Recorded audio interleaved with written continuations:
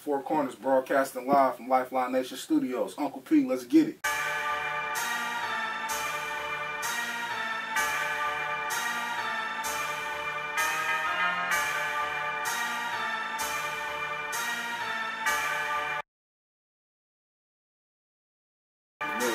Real quick, man, just an interesting question in terms of yourself. How did you get started rapping? Like, what triggered the whole 7 in general? You know, you thinking about it as an artist or moving with it as a brand as far as Legends Entertainment? Like, where did you get the inspiration to do it? I mean, to be real, you know, everybody been rapping since they was younger. You know what I'm saying? Since they was a kid, I had an aspiration to do it. But what happened was when I got incarcerated, I really needed something to get my mind in a more positive place, because when you're there, you just in dead space. Right. So I used rap, you know, I used to freestyle a lot, and guys would always say, you need to write that down, because you come out the You mentioned a couple of names. You just mentioned Rock Bottom, you know what I'm saying? Shout out to them. Shout out to Big Hurt, T-Dot, the whole original crew. You came home during that time, I'm assuming this is like circa like 2003, 2004, exactly, that time. 2003. How would you rate the game then?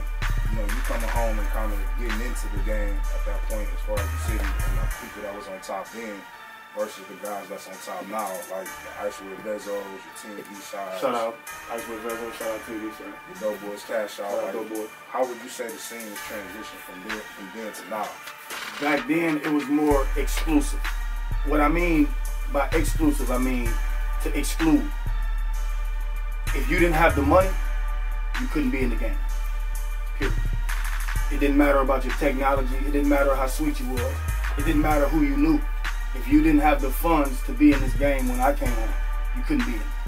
Because what about even like, I guess as an MC, and maybe Jig, you can chime in on this one too, but just with the caliber of MCs that was out between like 2003 to like 2007, and then the caliber of MCs that's been out now maybe since like 2010, like, do you feel the culture from the street side of Detroit music as well as the hip hop side has been attacked? Or do you feel like new flavors or new subgenres got introduced?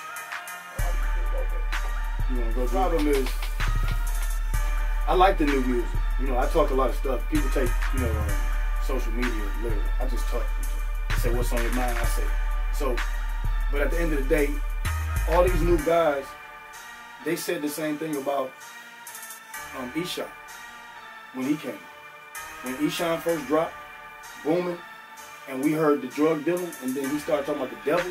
Like, you don't know how many people in my hood like, I don't listen to that. I don't listen to Eshawn. Right. Man, that's one thing that I think. And, you know, they always talk about, you know, the artists and what it is that they're doing.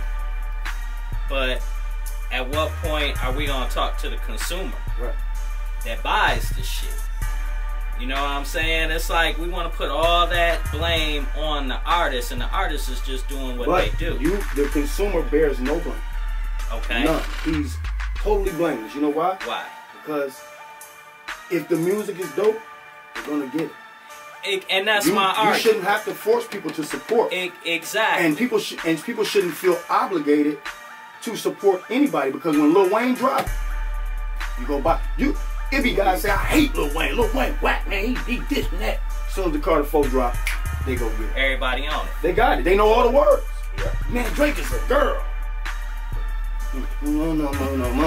I heard you. So it's the typical thing of people not wanting to put the blame where it's supposed to be. The consumer can bear no blame, because at the end of the day, they drive the business. I mean, what I'm saying about them is they neutral. They're a piece of paper. They're gonna either buy it or not. And it's your duty to sell it to them. We are the salesmen as artists. Right. They're not, and it's a million CDs in that box. Right.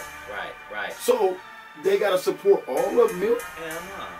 So then, if they only support this one and don't grab, if they grab Black Milk but don't grab Doughboys, is they not supporting Detroit music?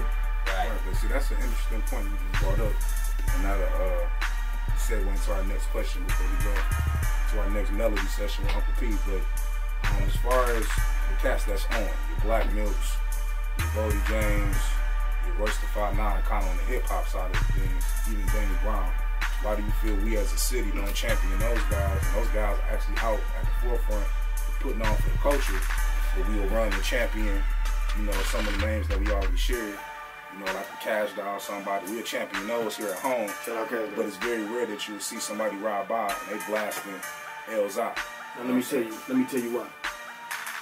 Elzhi, shout out Bodie, Royce, Black Milk, Guilty, Fat Cat. They don't market to the inner city of Detroit because they realize, okay, listen, a great idea would be to sell blankets to homeless people. What's the one problem? They ain't got no money. Bingo. Your consumer has no money. So they can love you all day long. But why market to them? Let them catch up to you because you already know Detroit.